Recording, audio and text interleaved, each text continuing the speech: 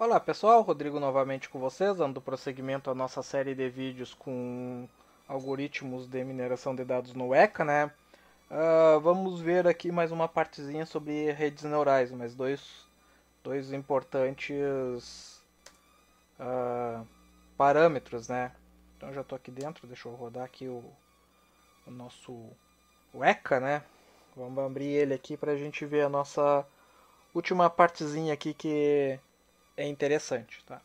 Então abriu aqui, eu vou clicar em Explore. Vamos abrir aqui. Vou utilizar um conjuntinho um pouquinho diferente. A gente estava usando o Iris aquele, né?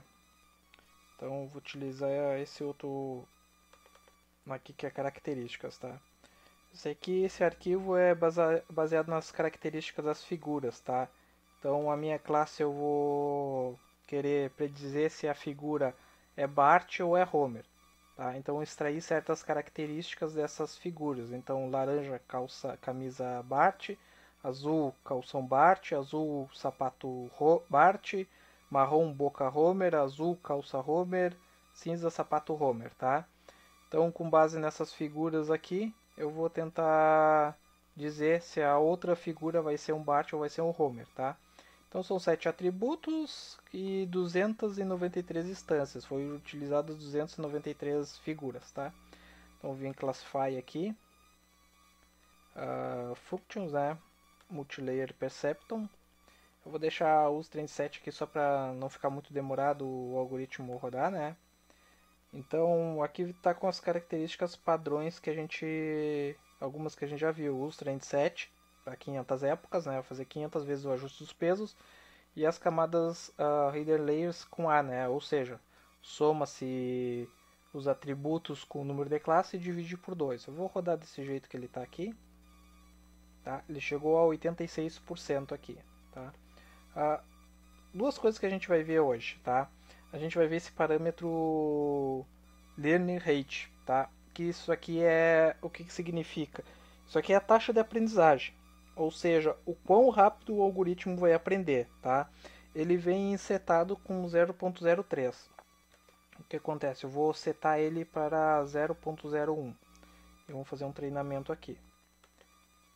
Fez um treinamento, chegou em 90%. Tá?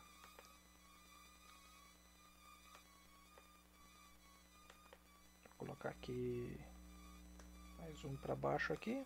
0.1, fazer mais um teste. E agora ele caiu bastante. Caiu para 57. O que acontece? O linear rate é a taxa de aprendizagem, tá?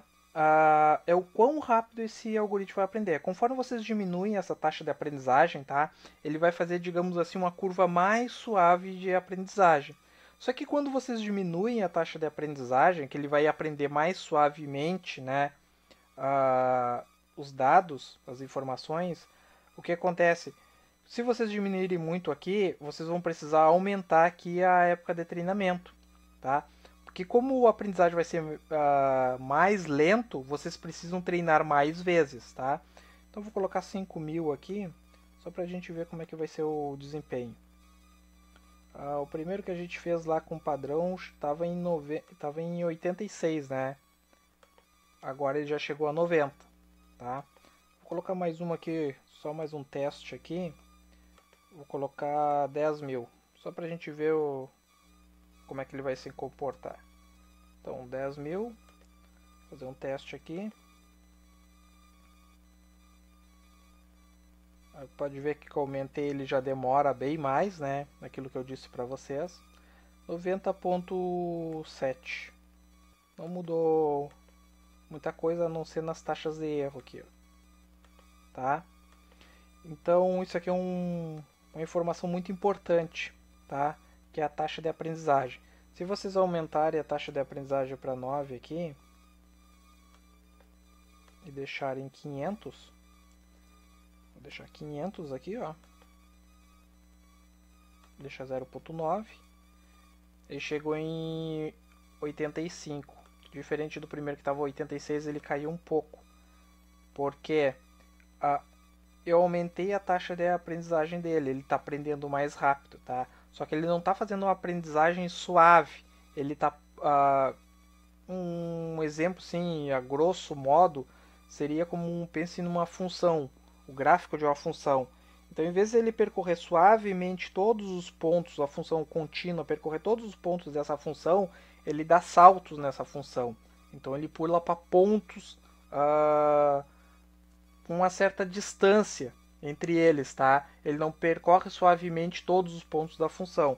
A grosso modo é mais ou menos isso. Ele aprende mais rápido, mas ele não percorre toda a função, tá? Então, vou deixar ele como 3 aqui, que é o normal. E outro conceito importante aqui também que vocês precisam dar uma estudada é o momentum, tá? O momento aqui é um parâmetro que vocês setem ele que ele evita mínimos locais, tá? Então, um momento muito alto também pode fazer vocês caírem em um mínimo local, tá? E um momento muito baixo pode fazer vocês evitarem esse mínimo local, tá? E vocês buscarem sempre o mínimo global, tá bem, pessoal? Mas aí vocês testem mudando as configurações, e isso tem todo um efeito colateral nos resultados, né, do algoritmo de vocês, tá? Então aqui vocês podem ver que no redes neurais tem uns parâmetros bem importantes que vocês precisam ficar atentos, tá? Então, train time, a épocas, quantas vezes vai ser feito o ajuste dos pesos do algoritmo, tá? Momento, tá bem, pessoal? Momento para evitar os mínimos locais, tá? A taxa de aprendizagem, que é o quão rápido esse algoritmo vai aprender. O hidden layers, que é as camadas ocultas, quantas camadas vocês vão definir para a rede neural de vocês, tá? Outra coisa importante também é que é o seed, tá? Então vocês podem alterar esse seed aqui também. Eu vou deixar como padrão aqui, acho que era isso que estava como padrão, né? Então eu vou rodar com seed igual a 1 aqui só para a gente fazer uns testes agora. Então vocês podem ver que só de eu mudar o seed aqui, tá?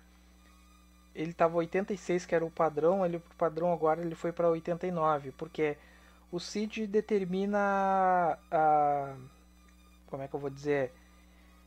Ele seria os pesos iniciais, os valores dos pesos iniciais. Esses pesos iniciais são gerados aleatoriamente, tá? Isso o algoritmo gera aleatório. E a partir de começa a ser feito o treinamento, os pesos vão sendo ajustados conforme esses parâmetros que a gente viu. Taxa de aprendizagem, as épocas de treinamento, tá? O número de camadas, tudo isso influencia no ajuste dos pesos, tá? O seed ele altera esses valores iniciais dos pesos, tá? Então é bom vocês mudarem o seed aqui também para vocês terem valores diferentes e testarem para ver o desempenho do algoritmo de vocês. Tá bem, pessoal? Eu acho que redes neurais a princípio era isso aqui, tá? Tem bastante coisa, então os parâmetros dá para vocês mudarem bastante coisa, assim, bastante coisa interessante. É bom vocês darem uma estudada como que é feito todos esses cálculos, pegar um neurônio simples, né? E dar uma estudada em retropropagação, alimentação, como que é feito o ajuste dos pesos, tá? Funções de ativação.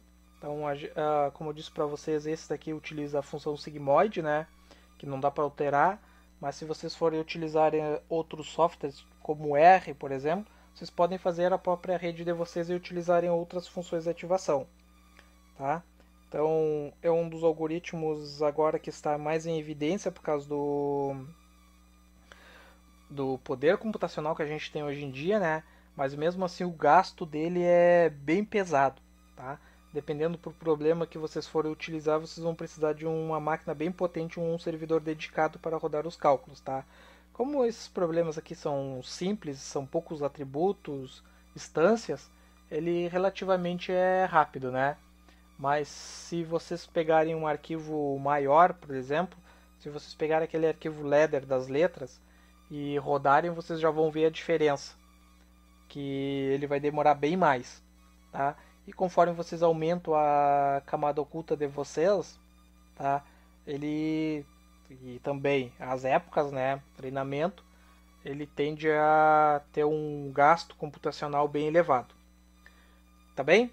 É bem interessante redes neurais, dê uma olhada com bastante interesse. Vou ficando por aqui, quem gostar aí dá like, compartilha, se inscreva no canal e nos vemos no próximo vídeo. Valeu!